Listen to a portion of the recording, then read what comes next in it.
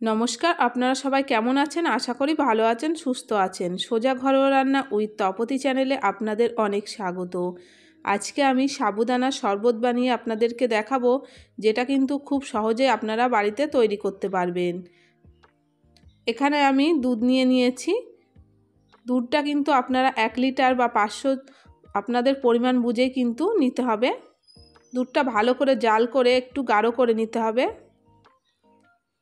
প্রয়োজনে কিন্তু আপনারা এখানে গুঁড়ো দুধ দিয়েও কিন্তু এটা করতে পারেন। 2 চামচ মতন চিনি দিয়ে দিলাম। মিষ্টিটা কিন্তু একদম আপনাদের পছন্দ মতন দেবেন, কেননা ফল অনেক সময় মিষ্টি থাকে, তাই আমি এখানে 2 চামচ মতন চিনি দিয়েছি। ভালো করে দুধটা কিন্তু অনেকটা গাঢ় হয়ে আসলে এখানে 1 চামচ মতন কর্নফ্লাওয়ার আমি ঠান্ডা জলে গুলিয়ে নেব। গোলানোর পরে এটা দুধের মধ্যে দিয়ে দিতে হবে। বেশি দিলে কিন্তু এখানে হবে না, 1 চামচ মতন দিতে হবে, যাতে হালকা গাঢ় হয়ে আসে। ভালো করে নাড়াচাড়া করে দুধটা কিন্তু নামিয়ে নিতে হবে। অনেকটাই কিন্তু এখানে গাঢ় হয়ে গেছে।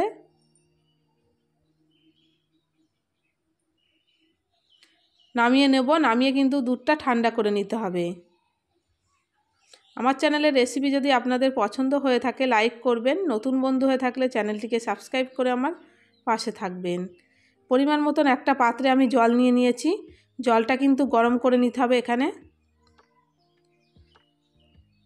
পরিমাণ মতন সাবুদানা দিয়ে দেবো। এখানে সাবুটা কিন্তু আপনারা এখানে 5 থেকে 10 মিনিট ভিজিয়ে রেখে তারপর কিন্তু সিদ্ধ করতে পারেন। আর একটু যদি এই অবস্থায় কাঁচা জলে যদি দেন সাবুটা, তাহলে কিন্তু আপনাদের একটু দেরি হবে। ভালো করে কিন্তু এখানে সিদ্ধ করে নিতে হবে, যাতে সাবুদানাটা অনেকটাই নরম হয়ে আসে।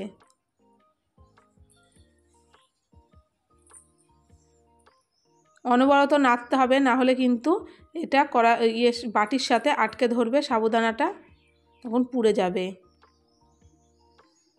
সুন্দরভাবে কিন্তু জাল করে নিতে হবে।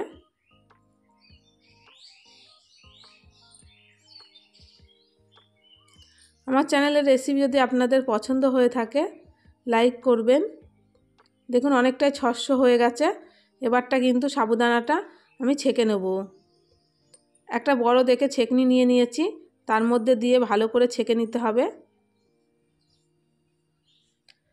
উপর থেকে কিন্তু ঠান্ডা জল দিয়ে 2 থেকে 3 বার কিন্তু ধুয়ে নিতে হবে, যাতে কোনো রকম আঠালো ভাব না থাকে।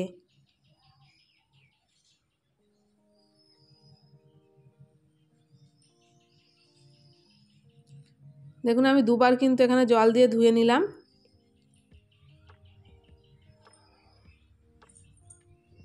ধোয়া হয়ে গেছে। এখানে যেই দুধটা আমি ঠান্ডা করে রেখেছিলাম সেটা একটা পাত্রে কিন্তু ঢেলে নেব।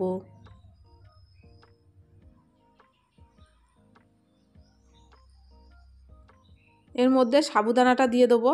দিয়ে ভালো করে কিন্তু নাড়াচাড়া করে দিতে হবে, নাই কিন্তু অনেকটা দলা পেকে যাবে, তখন কিন্তু ভালো লাগবে না খেতে।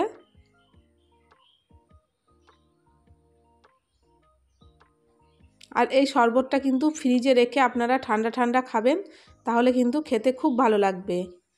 কয়েকটা আঙুর আমি মাঝ বরাবর কেটে নিয়েছি, দিয়ে দিলাম। আপেল দিয়ে দেবো এখানে। আপেলটা কিন্তু খোসা সমেতই আমি কেটে নিয়েছি। আর দিয়ে দেবো কলা। কলা এখানে আমি একটা কলা ভালো করে কেটে নিয়েছি। আর বেদানা দিয়ে দিলাম। বেদানাটা কিন্তু অবশ্যই দেওয়ার চেষ্টা করবেন, দেখতে কিন্তু সুন্দর লাগে আর খেতেও বেশ ভালো লাগে। তৈরি হয়ে গেছে এখানে সাবুদানার শরবত। একবার হলেও কিন্তু বাড়িতে তৈরি করে দেখতে পারেন।